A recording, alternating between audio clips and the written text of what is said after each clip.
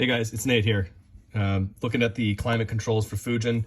A lot of you have asked me how I got away with having the red light on the top and the white on the bottom without having any like sort of dim spots. So I'm going to show you today how I did that. Obviously you can see this really beautiful carbon piece done by Carbon Full, as I've talked about before. So we'll take a couple minutes. I'm not going to go ahead and disassemble this whole thing like I did initially when I was learning how it all was wired, because you don't really need to, and I'll show you why in a second. Hopefully this helps you guys go through with the modification. It's really easy once you know how to do it. If you have any questions, don't hesitate to hit me up. I can point you guys to some good paint brands, which we'll talk about in a little bit. Obviously you can do this by hand, but I would highly recommend, if you have one, using an airbrush. Okay, so to do the LED conversion, you need to first remove, obviously, this piece from the dash. I'm not going to do a tutorial on how to do that. There's lots of these online, so just follow that out. But obviously, you take the steering wheel off, you take the cluster off, you take the unit off. You need to remove the screws that hold this back plate on. And as you can probably tell already, there's 3 of them. I believe there's one here, and one here. All right. Once this is off, you need to very gently, as you can see, pull this back, because you don't want to pull tight because you can damage these ribbon cables here. Or it's not really a ribbon cable, but the pin out in the back of this. All right. And then you need to remove these 3 screws here. The bulbs that you're going to be changing are here, and I will post in just a little bit. I'll film essentially the part number, but they need to be white. They must be white. And that's because they're going to shine through a lens on the front. If you have any color but white on this one, it's going to look super weird. And we'll talk about this one in just a second, okay? So that being said, let's go ahead and talk about how to take this thing apart off the front. So first thing you need to do is pull these knobs off. These lift straight out, you pull up, and inside them, there's actually a lens. And this little amber lens, I've already taken mine out. That's what makes this dial here orange on the front of each knob. If you pop that out, whatever light is shining through this will shine here. So in this case, since you have to use a white bulb, this indicator will be white. If you want this to be a different color than white, the actual line on the knob, you could put a little bit of the clear paint we're going to talk about on the inside here, and that will change the tint, okay? Now, for the upper portion, if you pull on this ring comes out, and we'll talk about this in a second. You can see now, looking through here, how this works. So just like this one, this is the same. There's a lens essentially here that essentially keeps the light evenly illuminated. You can kind of see through the side here. It's a little blurry, but essentially the light bulb shines through here, and that's what illuminates the back panel. So you want to keep these white, like I said before, because actually this bulb that's down here on the back that I showed you actually is responsible for illuminating this portion of the climate. So if you put a different color bulb here, not only will these colors look just wrong, but you're going to get a different color light here.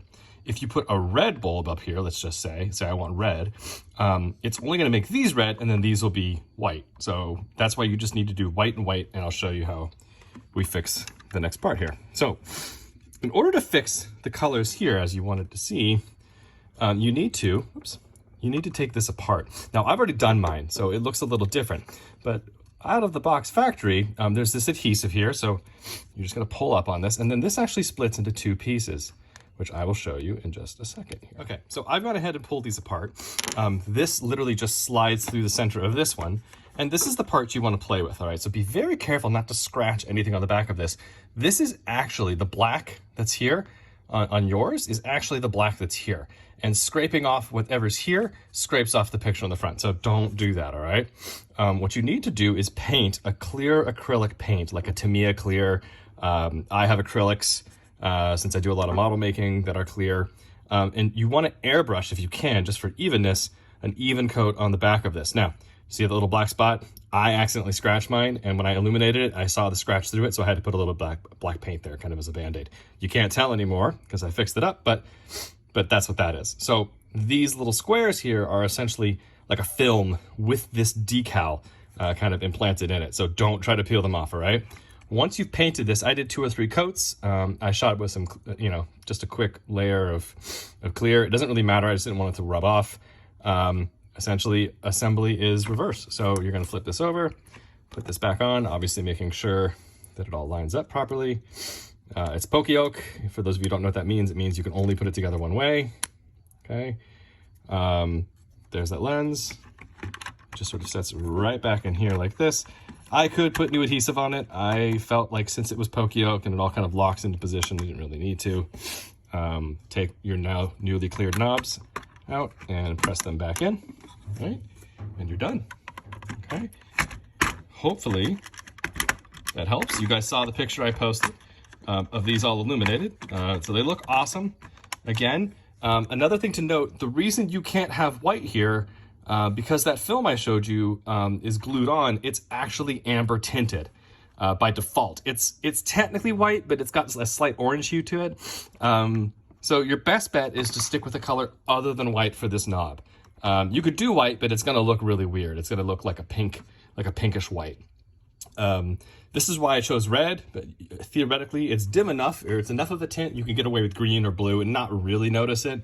Orange would obviously work, but I don't think white's gonna work super well. You could try it, but when I tested this out and shone a white light through it, didn't really look that great.